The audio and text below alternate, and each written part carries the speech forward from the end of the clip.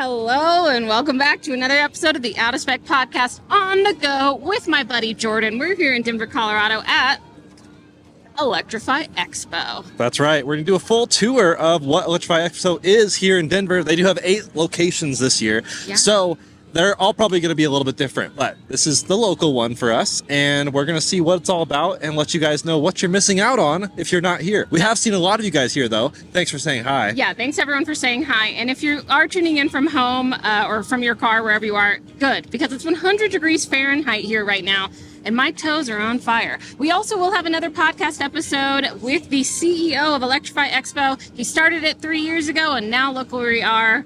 Okay, so make sure to catch that one too. Jordan, should we get on with the tour? Let's get the tour on. Okay, maybe we'll find some popsicles along the way.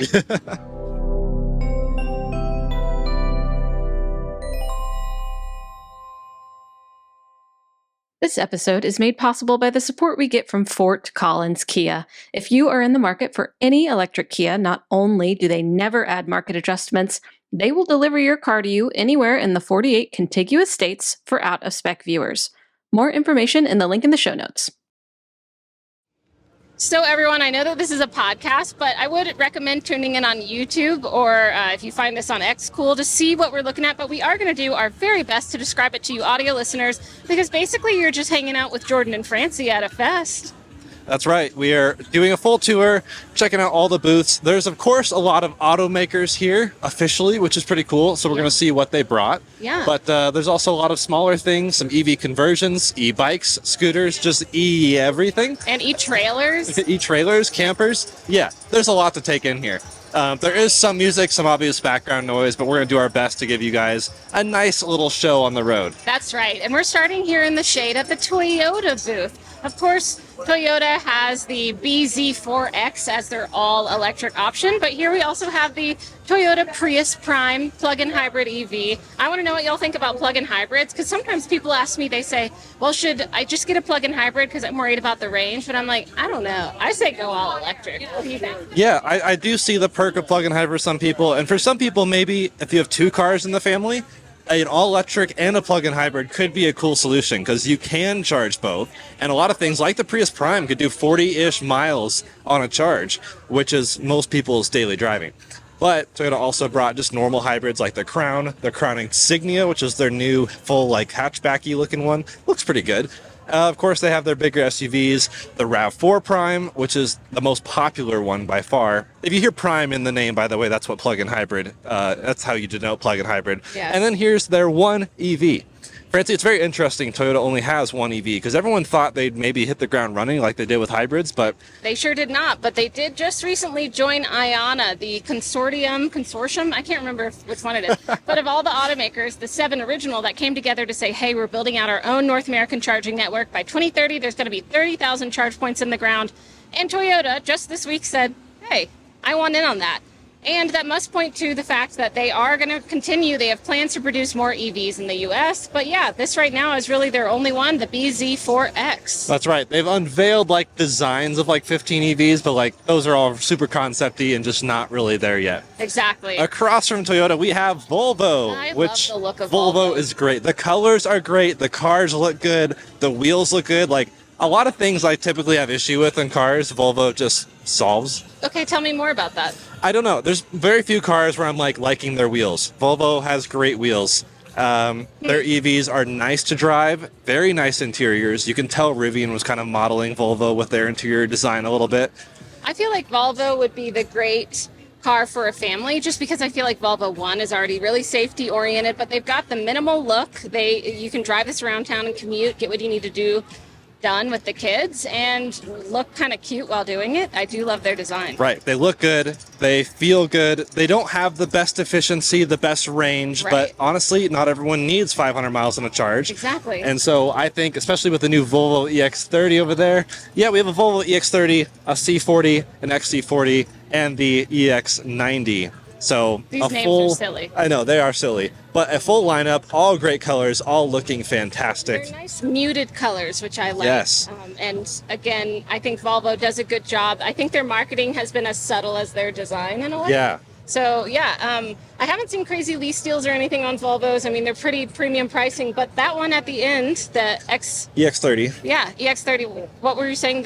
It's a 30,000 something, 35 maybe. I don't remember exactly what it was announced at versus what it's available at now, but it seems compelling. They are having some issues with it because it is being built in like China, and now there's tariffs and stuff, so they're sorting that out. So it's a bit delayed, but that's a very compelling car that I've recommended to many people to check out who are price conscious and maybe want a Tesla alternative. Notoriously, Max on our team drives a Polestar. Polestar's not here, but Polestar 2, basically the same as a C40 more or less. Or a Ford Capri. Or a Ford Capri. Speaking of Ford, great transition, Francie. That's fantastic. We have the Ford booth, which is maybe one of the biggest here for sure. Definitely. They, of course, brought some Lightnings and some shade. They brought some cornhole and some Mustang Mach-E's, including the new Mustang Mach-E Rally, which me and Kyle have done a video recently on Out of Spec Reviews. Yeah, that was. And it was kind of interesting. We did a video on the Mustang Mach-E, the new one, and criticized the heck out of it for not being good enough over the predecessor. And then we did the Mustang Mach-E Rally, and we're like, this is the best thing ever. Yes. So does that mean we broke even and everyone's happy?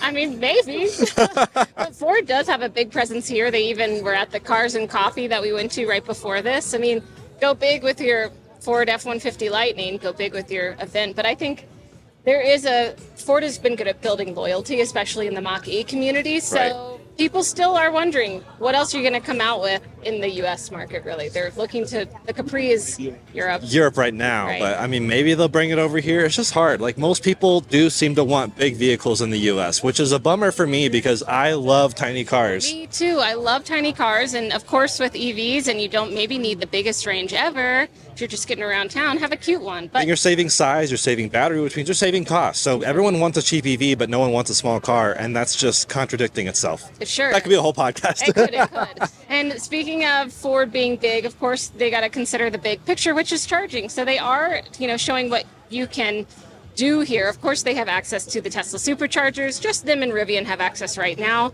I don't know who's going to be next. GM's coming. They've announced it, but we'll see exactly how soon. But they have the Ford Connected Charge Station, the backup power, the Sunrun partnership thing, the Ford Charge Station Pro. Our friend Tom Maloney has that in his house. Seems to love it. He loves his Lightning. And the Ford Mobile Power Cord, which, Francie, this looks just like the one in your VinFast. It looks just like the truly I does. think it actually is, basically. I'm literally feeling it. It feels like, eyes closed, that feels like the VinFast. Yeah, I would honestly love for everyone's home to have solar panels and a battery on there, and then EVs would basically be free. That's some girl math for you right there. So we're going to pop back over to BMW. We're kind of going crisscross. We are going to say hi to Patrick and Liv over there. Wave! There we go. Yep. All right. We're going to talk to them later. It's always fun to see friends out here. Yes, it is. But BMW they're expanding their EV lineup. They were early adopters. They had the i3 fairly early on. Yeah. And now they've got the i4 here, the i5, the iX, and the i7. I think some plug-in hybrid stuff as well. The X5, which is a fantastic plug-in hybrid. Wow, you can see like the lineup of the history here. If you're listening, there's a electric history of BMW starting in 1972 and going all the way to today, 2024. Wow. Where they even have electric motorcycles, which I'm really psyched about. Yeah, we need to be trying those out, Francie. I know. Let us know what you think about us trying those out. And the XM is just the silliest thing ever, but we'll gloss over that. Yes, we will. I mean, it seems like really BMW sticking to the BMW look. They've got that branding. Sometimes we see like automakers, when they go electric, they add something pretty new to the design. But I would say that they're sticking to the BMW build. This is an interesting back end that I'm seeing on the iX. Yeah, the iX is pretty polarizing. I keep wanting to call it i10 because I worked for Apple when the iPhone 10 came out, and we were not allowed to call it iPhone X. Oh. Like, literally forbidden. Well, why didn't they say it 1.0 then? Well, yeah, who knows? So, Jordan, you were surprised that now where we are, the Tesla booth, Tesla was even at this event because they don't do a lot of marketing. Right. Tesla has notoriously not played with the other kids. They've not been at other shows traditionally. They didn't have marketing traditionally. They were very proud of that early on. They're like, we don't spend any money on marketing. People just buy our cars. Now we're seeing so much competition. Clearly, I mean, we're just surrounded by other automakers who are here. So Tesla did bring a big lineup. I mean, their whole lineup. They brought the Model 3, Model S, Model Y, Model X, and the Cybertruck. And there's a whole line of people waiting to sit in the Cybertruck. So clearly very popular. But yes, Tesla is playing ball. They're here at Electrify Expo. They were also here last year. They are really taking part. And I think that's good, honestly. It's good for the consumer to see that Tesla's not trying to have this high and mighty approach. They're trying to be like, hey, we are just one of the options. We've been in the game a long time. We have a great charging network. And then, they're like, look, Ford and Rivian are using our chargers. Yeah. Some of them. Yeah, some of them. And yet Tesla's actually at every Electrify Expo, as we just learned from speaking with BJ on the other podcast episode that we'll have with him, which is pretty cool. They've decided to travel the world with Electrify Expo, and I do think it does signify that there is enough competition that Tesla says, we want to get in front of people, and this is a market of people who are getting ready to buy a car, and we could sell it to them. Right. Pretty cool.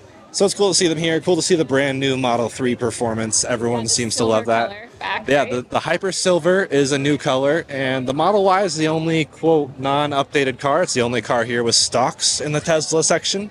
So we're waiting anxiously to see what that looks like. And they also have some ride and drives, I believe, as well. So a lot to take in here. But we are heading over to Lexus next. Yes. Now, Lexus, kind of like Toyota, not much in the EV department. In fact, the only EV they have is basically the BZ4X with a little bit more power. Because the BZ4X has, I think it's 225 or no, 150 kilowatt power, something like that. I need to brush up with the specs, but the Lexus has more juicy front motor. Yes. So it is a bit faster. And it's the RZ300E. RZ450. Oh. Well. Although maybe the 300 is the new. Yeah, well, there's probably a couple different options now. RZ is, honestly, it's nice. It's a Lexus, but starts at 55. Starting at 55, front wheel drive, 72.8 kilowatt hour battery. Not sure if that's gross or usable. Only 200 horsepower, 7.4 seconds 0 to 60. Those are really, so you're not buying this because of specs on paper, because this is class losing specs on paper in most ways. But the interior is kind of nice. Not great with charging, but they are coming out with just newer versions of it, which should help, I think. I'm anxiously awaiting our time with the new updated like Subaru Solterra, BZ4X. Those are all the same platform. Yeah, just everything that they learned from launch to now. Yeah, they've watched a few of Kyle's videos. They're like, okay, well, we don't want to be worst car of the year again, so we're gonna try to remedy that. They're gonna be beat out by the VinFast soon enough. Next to Lexus, we have Lucid. Very different than Lexus in terms of their electric approach, because Lucid is an all-electric car brand. If you have heard of them, then you probably know, but these are like premium sedans, basically at this point is all that they have, although... Model S, Tesla killer. Oh, Jordan. But yeah, I mean, these are pretty nice cars. I don't really know anyone with them because they are so luxury. Right. They're a bit more niche, but they have really impressive engineering. Peter Rawlinson is the CEO, kind of also the lead engineer. He came from Tesla. He worked on the Model S over at Tesla. So it's kind of clear who they were benchmarking, which is good. It's crazy to meet some people who work at these car companies who have never driven the competition. Yeah. It's like, come on, you got to know who you're competing with. I mean, it's amazing. There's some CTOs of electric companies that don't drive electric, so that's pretty wild to me. Pretty crazy. But cool to see Lucid here also playing ball. They're nice. Like, the Lucid is a great car. I will say, Francie, I'm very excited to see the Gravity later this year, because that has fixed some of my issues with Lucid. Biggest frunk in the industry as far as sedans go. I could fit You there. could fit there. Probably with Rafiki, honestly. Like, Oh, God. That sounds so great. he would not be comfortable. Neither would you. No, we would not be comfortable. A lot of Lucid Airs here. We're waiting for the Lucid Gravity to come out. Yeah, the SUV is going to be fantastic. The SUV fixes a lot of issues I had with the software and the layout on the inside. So very excited for that. But yeah. Lucid's just objectively pretty good. I don't love the back end design, but I'm really nitpicking at that point. I mean, it really also points, I think it's pretty clear that if you're going to get the best charging, the best range right now, you're going to be praying. Maybe praying too, I don't know. Paying a pretty penny for that, of course. And not unrelated, we have now walked across the way and we are at Rivian. I do really like Rivian. Can't wait to have a Rivian one day if I'm a lucky gal. Right. I like their slogan, forever is for everyone. Lots of great colors. Although, Francie, they discontinued Compass Yellow, which was the best color. We did see one of those pulling in today, and it's like school bus. And there's yellow, one y'all. in the show, which we'll see here in a little bit. Yes. But they have the R1s here. I think some of the actual new R1s, and they also brought an R2. Right, No so- R3 today, which is interesting. That might be over at the showroom, though, because they have a Rivian showroom in Rhino, River North District of Denver, for those who aren't familiar with our weird acronyms. But a lot of people from Rivian here. Great to see some enthusiasm. I mean, Colorado is like a very Rivian market. It's the spot for Rivian because Rivian is all about adventure. They have a ton of storage. They have the whole approach is that you're able to go outside and be electric wherever you want to go. You can go off-road, you can go camping. That was the whole thing. And so, of course, it fits into the Colorado lifestyle. But a lot of people everywhere like to get outside. Right. And here's the Rivian R2, which a lot of people are very excited about. It has the rear window rolled down. Turns out they actually wanted to have the rear window rolling down on the R1T and S, but just couldn't make it work. It apparently created some crazy vortex and was uncomfortable for passengers, which I can imagine. Bad airflow. And it hurt Speaking of, efficiency. Someone who's not here is Kia, but the EV9 has great airflow, in my opinion. Yeah. Like, I can have all the windows down, but my hair's not going crazy, and it's still refreshing. Again, it is like 100 degrees Fahrenheit. It's very here dog right now. friendly too. But yeah, I mean, we didn't really talk about it, but the R2 is the next generation of Rivian that's not out yet. We're looking forward to it. We're going to have to see how soon we really get that. Yeah. 2026 is the goal, but We are now here in the Hyundai booth, which has the best dressed employees I've ever seen. that's true. I'm wearing linen as well. So they're wearing white linen shirts with khaki linen pants, white shoes, and hats. They're all matching. They look like they're perfect for the sunshine, which I love. I'm so jealous. Yeah. But they, of Jordan's not course, brought exactly their what it Hyundai Ioniq 5, the Ioniq 5N. The Ioniq 5N that was going up Pikes Peak just a couple weeks ago that me and Kyle saw and filmed with. And the Ioniq 6, which is polarizing. What do you think of the design of that, Francie? It is, looks like it's aerodynamic, that's for sure. So it slides right off the back. I do think it's an interesting looking car. I could see how it could be polarizing, whereas the Ioniq 5, bigger, a bit more squarer around the corners, which is a bit, like the hatchback feel that people like as well. The Ioniq 6, definitely more of sports. Let me just fly through this air and get great range. Yeah, very slippery shape, kind of like EQS in that way, which does mean compromised rear headroom. Not that you would be worried about that. That's but true. it's annoying for me, so you'd be fine. Well, you just got to stay in the driver's seat. Jack. I'll stay in the driver's seat and I'll chauffeur you around. How about that? That's what he has been doing. We've been driving the VinFast VF8 around, and finally, someone else is driving. Someone me else around can 'cause drive Rafiki her. refuses to get his driver's license. We just can't break through. You gotta work on that.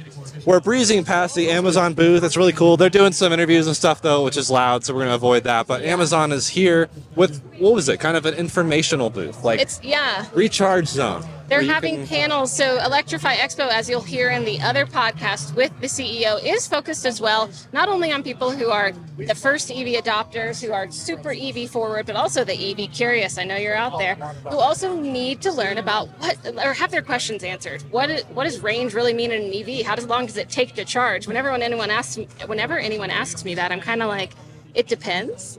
Right. How much time do you have?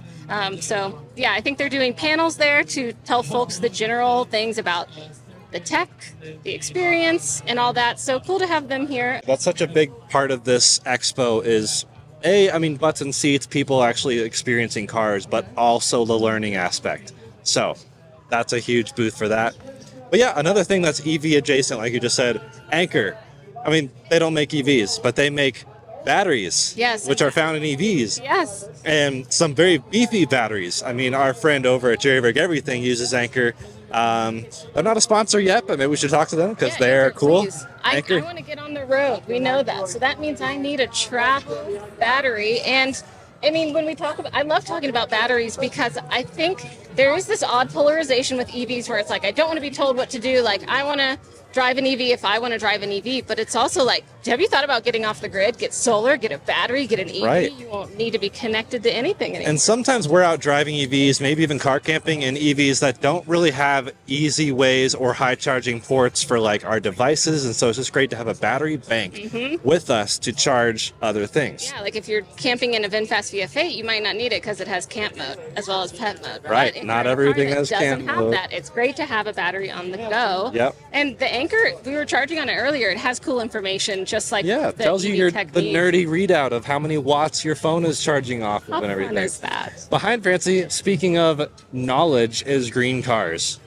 So GreenCars, we spoke to them earlier, but basically their goal is just to be a resource of information for anyone looking to go EV, and you're able to even, like figure out the incentives that are available to you, how to electrify your home in a way so that you can drive an EV and charge it at home. They tell you about public charging stations, and I think they also have like a stockpile of EVs somehow that you can access, or at least help you access EVs to actually try out. Yeah, they work with a lot of dealers, I think. And I went to their website and it showed me all the incentives possible just based on my area, my zip code. So that was pretty cool. Like, Because it can be complicated. it's complicated and annoying. And you would hate to leave money on the table. Yeah, here, take my fancy thing. Yeah. I'm so glad we discovered those today because it's so hot and there's these like rag cloth things you Did I can drop mine? drench in water. I don't know. It's somewhere. We can always get another one. Okay. I mean, it's so good. Yeah, it's really hot. I don't know if I mentioned that. So we're here now at Pickman, more like Pick Fran as your next owner. These are super cute. I would imagine if we lived, like if we were neighbors, we would just have car meets all the time with our Jordan, little we would have so Pickman much things. fun. All right, leaving Pickman. Those are just so freaking cool, Yeah, honestly. Pickman is cool. Because if we were neighbors, we would have so much fun. We would have so much fun. would have so much fun. You should move back. Anyways, some wrapped cars over here, tent wrap. They're all showing that off. Here's a Lightning fleet vehicle, rescue vehicle. That's super cool to see. For the Denver Climate Action Sustainability and Resiliency Group. Super cool. These are, I don't want to walk past these too quickly because No. these are converted EVs. We, of course, over at Spec Renew talk a lot about conversions, maybe even some of these already. Yeah. Jerome does a great job over there. Jerome has come onto the podcast a little bit to help us share stories of converting EVs because that's a real cool thing. You can take something that was not electric and make it electric, although it is extremely difficult. It can be, yes. That Jeep, though, that we just walked by, it's an older Jeep converted to electric, a Wrangler, and it has my heart and soul. Anyways, we got a Cobra over here, a Mustang with a weird Tesla Mustang conversion badge. Definitely some more music. We'll see if we can cover the music. Good folks. If we are able to keep Yokohama's having a whole DJ party. We love a good DJ party. Here, let's have a dance break. Okay. Cybertruck, of course. You know, with this wrap, I might even consider a Cybertruck. I actually like this one. If you are And tuning in audioly, it's shades of blue and white and black and geometric shapes. And the really cool geometric unplugged performance wheels on that as well. Yes. Here we have an R32 GTR converted, an old Land Cruiser converted. My brother would be all over that. I've got a question for our Suzuki audience. Samurai, yep. If you converted like your favorite ICE vehicle, maybe the first car you had, to electric, but it only had say 40 miles on it, would you Would you do it? Yeah, I wonder what our audience thinks of conversions. Do you have any cars in mind that you love but wouldn't buy because it's not EV, but then you can make it an EV by converting it? Super curious, but Francie, I'm actually flabbergasted at the amount of conversions that are here. There are a lot of conversions because it is, like we said, I mean, it's a project. You got to be passionate about it. And speaking of passionate projects, we've got an out of spec friend over in the corner here. Yeah, this is Declan over here. There's videos on these. These are the Electrek. Yeah, that's what they're called, the Electrek. So if you are tuning in and you can't see this audio, I'm basically looking at what I would say is like an old school pool turned into a car. It's just a weird, old school looking thing. These were actually EVs in the, I think, 80s. Maybe even late 70s that were built here in Colorado. These are they're like platypus shaped. They have big giant windows. They are white and bright blue. And as you can see on the side, it has electric vehicle program just printed along that trim. Like imagine seeing one of these 50 years ago. Yeah, for real. That is when we really mind-blowing. should have started the electric revolution 50 years ago. But here we are, 2024. Yeah, catching up. where was Kyle's grandpa doing not EV reviews That's back then? exactly right. But I do really like seeing some of the old history stuff. It's a cool piece of EV history, Colorado sourced anyways. That's exactly right. Some more places to ride, get kids on e-bikes. That's pretty cool. Yeah. Start them young. Start them young. I mean, there were always those tiny, like, Barbie convertibles that were pink and running on a little battery. Right. In fact, my first EV was, I guess, a electric motorcycle made by Razor, if you could call it a motorcycle. It was a little tiny, like, crotch. Was it a scooter, Jordan? Was it no, a Razor it was a little dirt bike, and it had like a 240 volt battery, and it was awesome. It absolutely ripped, like max speed of 15 miles an hour. That is cool. There's electric tanks over there. We're just going to gloss over them. They're not really tanks. They're like Segways with tracks, which is kind of weird. Some very mini tanks. Yeah. Pacifist tanks. Here we have Lighship, which, of course, are pretty cool people. We've met some of them. They have a factory here, I think. Ben, one of the co-founders, is actually one of my first interviews for the Out of Spec podcast, but of course, fittingly, for my first interview, I didn't turn his microphone on. So we'll have to redo that at some point. We don't have him here, but Lighship is an RV that does propel itself forward a bit. It has an electric motor, and they're still not yet into deep production. Right. So they've been showing their prototype at a lot of expos like this, but would love to see something faux real from them. But of course, this is a huge project. I mean, it's huge. It's very and it has 3 kilowatts of solar, up to, I guess. And it can even go up, and like the whole top of it can go up and down to make it more slim and more easier aerodynamic. and less of a hit on your range.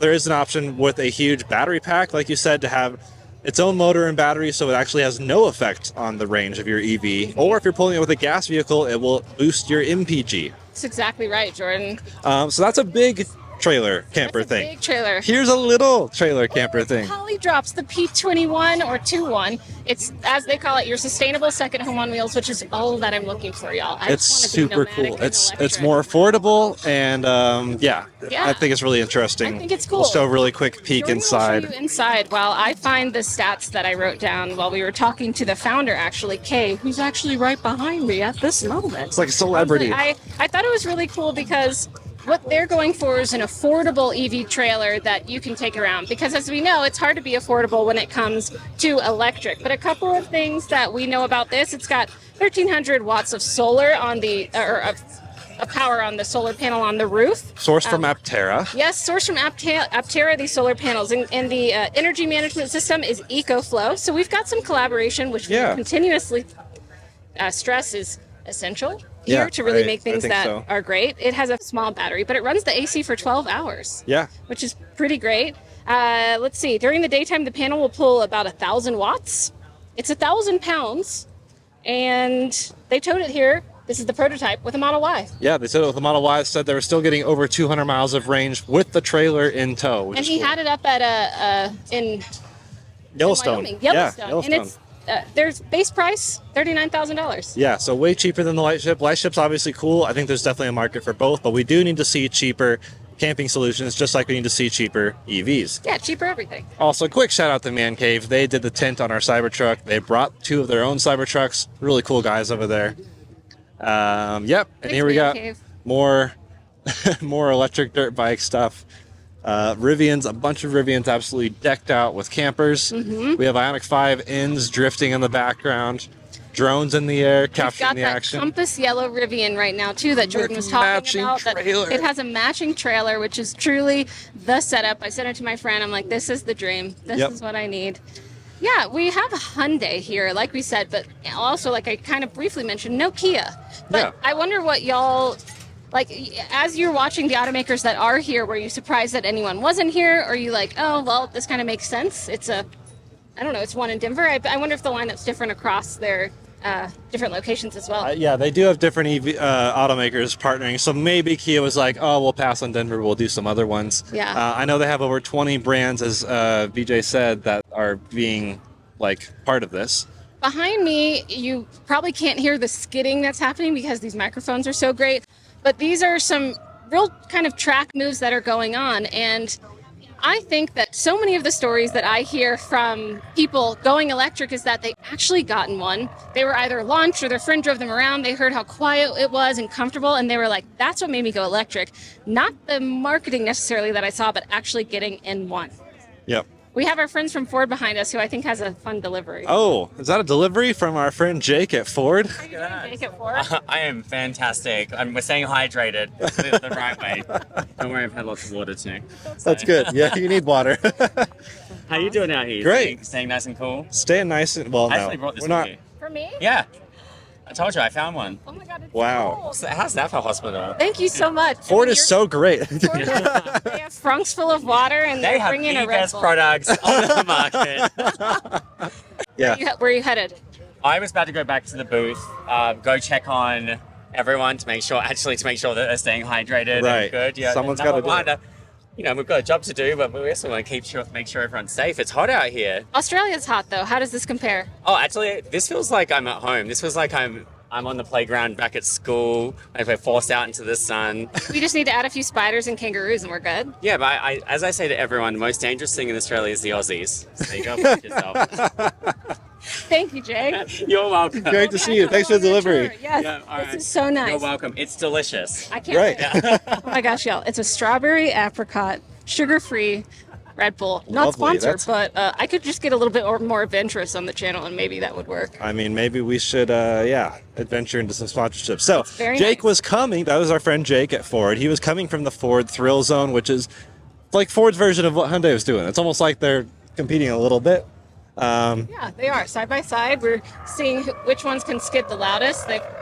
That's pretty gnarly. Yeah, so you can sit in this and have a professional driver take you around this tracks for a ride along, where that's probably how I felt when Kyle and I went to the BMW Test Fest. And Right. we went on the track. You did some and I said, I drifting. need to get out and lie down for a minute. Yeah, so if Kyle was here, he'd be getting in these Mach-E's just to see how much thermal throttling performance has been Exactly. occurred. Is it thermally limited? Rah, rah, rah. Oh no, it's the thermal. Yeah, we're doing a terrible Kyle impressions, but he would be nerding out about that. The line is long.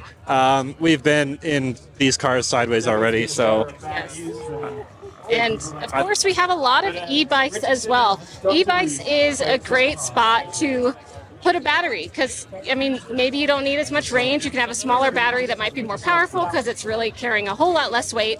I was talking to my friend who does motocross. Yeah. And of course, they're starting to see how does electric come in, but electric is permeating through, I think, every recreation that Right. exists that can run a motor. yep. So e-bikes are great. I mean, electrify everything basically, and that's Electrify everything expo. that's what we're seeing here. Is I like mean, you've got NACS everything to work, so what about electrify everything? we've got. I mean, batteries are in everything here. Battery banks, e-bikes, e-scooters, e-tank. I mean, I didn't expect to see e-tank things. No, me neither. But lots of little places for kids to try out electric go-karts, electric bikes.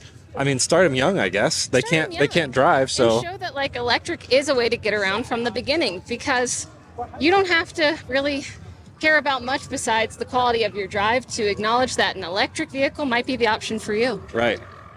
So that's about it for the tour. I mean, they're doing some driving elsewhere. Did any of the automakers here have pet mode available in any of their models? Rivian, That's it. Tesla. And Tesla. But yeah, there's not many. No.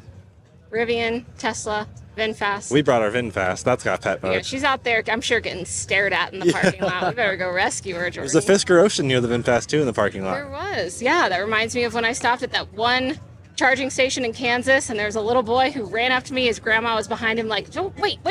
And he was so excited because he saw the rear VinFast, and then what pulls up? None other than a Fisker Ocean. His day was made. Nice.